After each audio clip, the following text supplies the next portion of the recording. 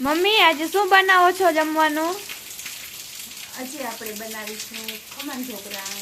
તો જય દ્વારકાધીશ, જય માતાજી બધાને. તો ચાલો આપણે ચાલુ કરીએ ખમણ ઢોકળા બનાવવાનું. તો ખમણ ઢોકળા બનાવવા માટે આપણે પહેલાં તો લોટને સારી લેવાનો છે.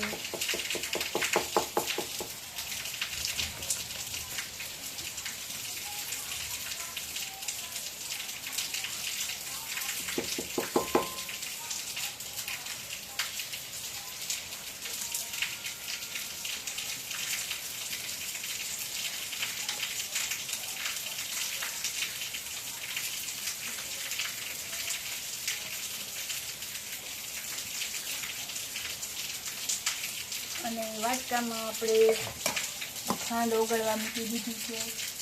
અને ત્યાં સુધી આપણે લોટ સારી અને કમ્પ્લીટ કરી લઈએ. તો આપણો સરસ રીતે આપણો લોટ સરાઈને તૈયાર થઈ જશે. હવે આપણે એમાં ખાટી છાશ નાખતા જઈશું અને સરસ રીતે આપણે મિક્સ કરતો જવાનો છે.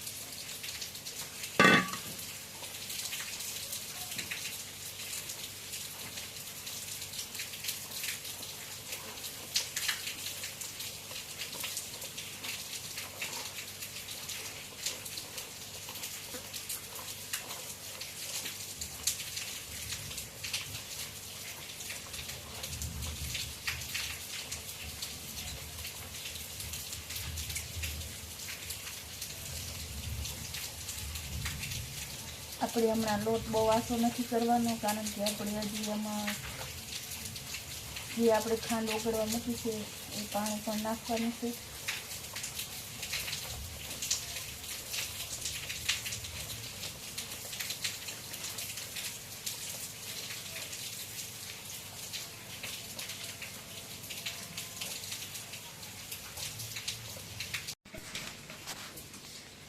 તો આપણે આ ખાંડ ઓગળવા રાખી હતી, સરસ રીતે ઓગળી ગઈ. હવે આપણે પાણી આમાં નાખી દેવાનું છે.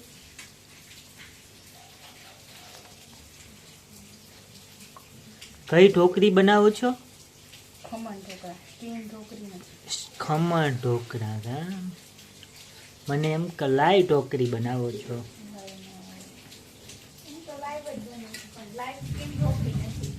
વરસાદ જાય છે. વરસાદ પણ ગાજી રહ્યો છે. ચલો ઉતામળ રાખો નકર લાઈટ વહી જશે.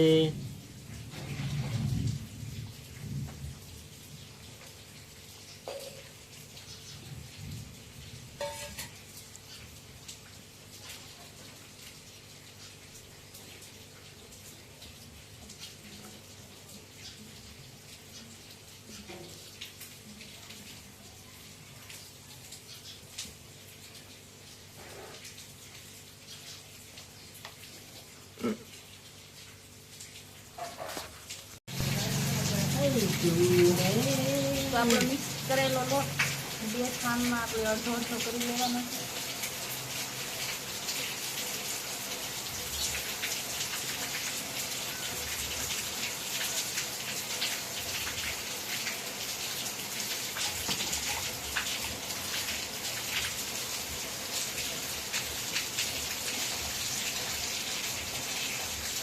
લઈને તો ફોટી દઈએ.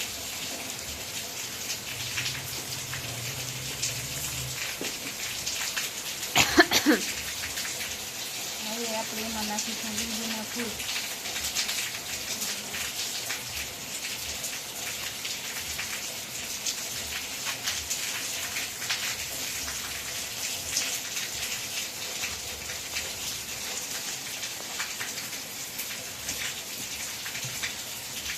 અને માખી પણ વધારે છે વરસાદના કારણે. તો જોઈ જોઈ શકો છો આપણા લીંબુનો ફૂલ નાખ્યા પછી આપણે ચણાના લોટનું બેટર કેવું મસ્ત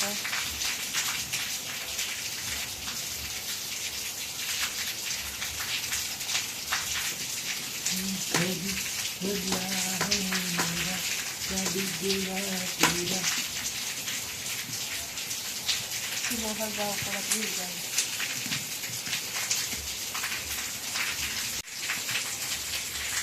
તો આપણે ઢોકળી બનાવવા માટે જે બેટર છે એ આપણે આવી રીતે ખામમાં નાખી લેવાનું છે.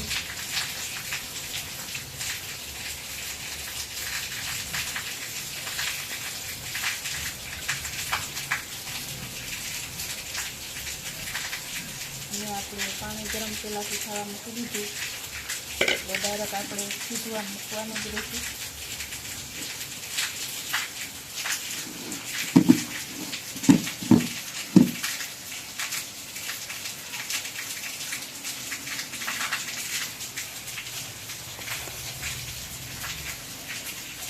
આવી રીતે આપણે વાસણમાં પાણી ગરમ કરી લીધું અને હવે આપણે ઢાંકી દઈશું એટલે પ્રોસેસ મિનિટ થશે એટલે આપણી ઢોકળી બનીને તૈયાર થઈ જશે.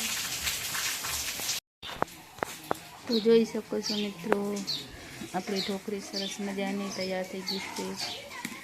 તો હવે આપણે એને હળવી હળવી હાથથી કટિંગ કરી લેવાની છે.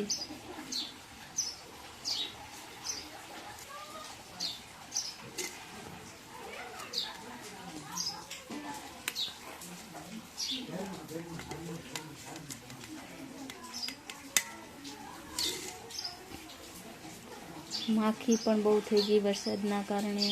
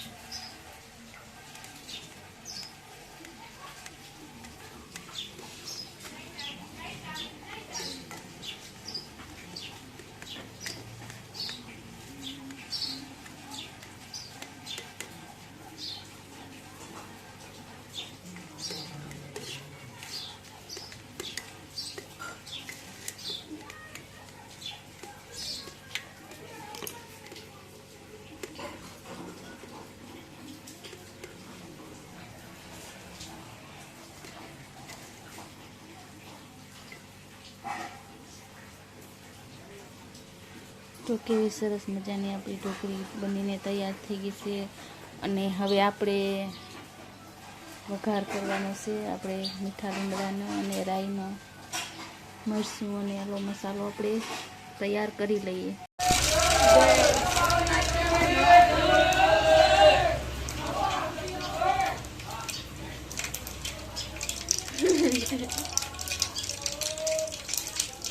વસાવી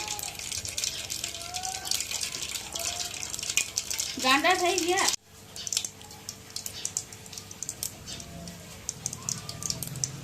તો આપણે ઢોકળીના વઘાર માટે તેલ ગરમ થઈ ગયું અને રાઈ પણ નાખી દીધો લીમડો. આ નાખી દીધા મરચા. હવે હું નાખવાનું કોઈ ના.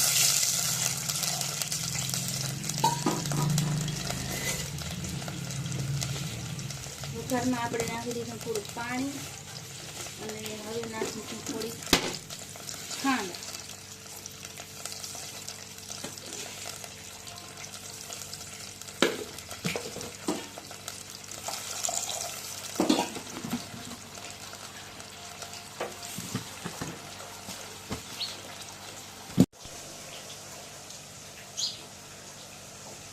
તો આપણો વઘાર સરસ રીતે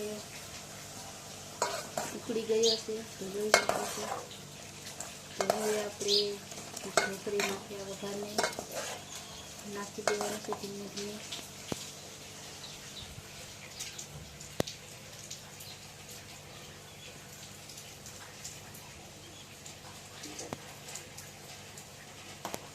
તો આપણી સ્ટીમ ઢોકળી તૈયાર છે, જોઈ લ્યો ગાઈસ. હવે મને ભૂખ પણ લાગી છે,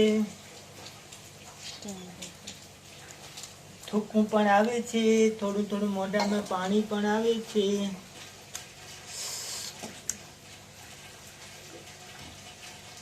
ચાલો વઘાર થઈ ગયો હોય તો અમને વારો દ્યો જમવાનો.